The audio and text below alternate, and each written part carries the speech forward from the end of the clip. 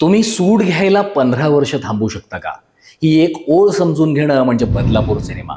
बदला म्हणजे सूड घ्यायला वेळ लागत नाही, पण सूडाची ज्वाळा मनात पेटत राहिली तर तो एकट्या माणसाला जाळत राहतो. हाच विषय घेऊन 20 फेब्रुवारी 2015 रोजी श्रीराम राघवन दिग्दर्शित चित्रपट बदलापूर आला. नमस्कार, मी नितीन वाघ आणि तुम्ही पाहत आहात फिल्मी कॅलेंडर. बदलापूर म्हणजे प्रेमाची राख आणि बदल्याचा धुरळा. एक सूड कथा, पण नेहमीसारखी नाही, कारण इथं सूड घेतला जातो, पण त्यानं आयुष्य नेमकं कोणाचं बदलतं? ज्यानं सूड घेतला त्याचं, की ज्याच्यावर सूड उगवला त्याचं? राघव एक साधा कुटुंबवत्सल माणूस. त्याचा आपली बायको मिशासोबत अगदी सुखाचा संसार चालू आहे. त्यांच्या संसारवेलीवर फुललेला एक लहानगा मुलगाही आहे, पण एका बँक दरोड्यात बायको आणि मुलगा अशा दोघांचाही बळी जातो. लईक आणि हरमन या दोघांनी हा गुन्हा केलेला असतो. लईक पोलिसांच्या हाती लागतो, पण तो इतका अट्टल असतो की काहीही झालं तरी आपल्या साथीदाराचं नाव सांगत नाही.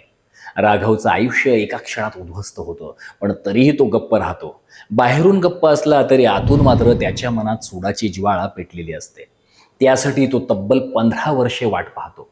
लईक 15 वर्षानंतर तुरुंगातून बाहेर पडतो आणि मग सुरू होतो खऱ्या बदलापूरचा खेळ. पण ही नेहमीसारखी सूड कथा नाही. इथं कोण नायक कोण खलनायक आपण ठरवायचं. कारण चित्रपट संपतो, पण एक विचार प्रेक्षकांच्या मनात सदैव राहतो: सूड घेऊन मनःशांती मिळते का, की सूड घेणारा स्वतः चरतो? थोडक्यात सिनेमाची महत्त्वाची क्रेडिट लिस्ट पाहूयात. थ्रिलर सिनेमांचा मास्टर अशी श्रीराम राघवन यांची ओळख आहे. त्यांनीच बदलापूरचं दिग्दर्शन केलंय. त्यांचे इतर चित्रपट म्हणजे जॉनी गद्दार, एक हसीना थी अंधाधुन. त्यांनी स्वतःचा एक वेगळा ठसा हिंदी चित्रपटसृष्टीवर उमटवलाय. अरिजित विश्वास यांच्यासोबत त्यांनी सिनेमाचं लेखन केलंय. अनिल मेहता यांनी चित्रणाची जबाबदारी घेतली आहे, तर एडिटिंग पूजा लड्ढा सुरती यांनी केली आहे. सचिन जिगर यांनी कंपोज केलेली गाणी चांगलीच गाजलीत. विशेषतः जी करदा हे गाणं चांगलंच अंगावर येतं. आपल्यासमोर हा सिनेमा आणलाय निर्माते दिनेश विजयन आणि सुनील लुल्ला यांनी. यातील राघव साकारला आहे वरुण धवनने. इतक्या ग्रे शेड्स असलेली भूमिका त्यानं पहिल्यांदाच साकारली आहे. त्याच्या बायकोची म्हणजे मिशा या भूमिकेत झळकली आहे यामी गौतम. खरं तर तिला तशी स्पेस कमी आहे.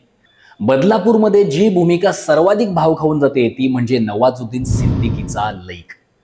त्याचा प्रभाव संपूर्ण सिनेमावर जाणवत राहतो. या सिनेमात अनेक संवाद आयत्या वेळी त्याने म्हटले तसं सांगितलं जातं. त्याचा साथीदार हरमन आणि हरमनची बायको कंचन या जोडीत विनय पाठक आणि राधिका आपटे यांनी हे उत्तम काम केलंय. यात हुमा कुरेशी आणि दिव्या दत्ता यांच्याही सहाय्यक भूमिका आहेत.